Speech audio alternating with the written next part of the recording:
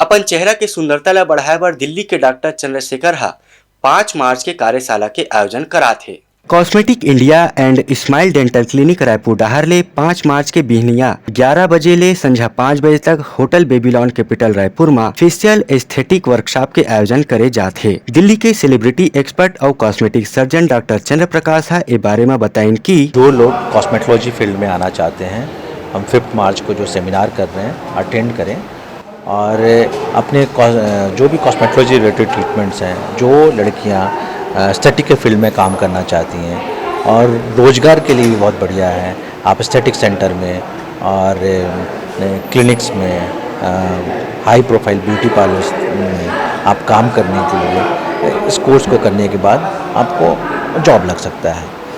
और मेरा एक संदेश है, हंसते रहिए, मुस्कुराते रहिए और खुशबूती बढ़ाते रहिए। ब्यूरो रिपोर्ट, उत्तलंघा न्यूज।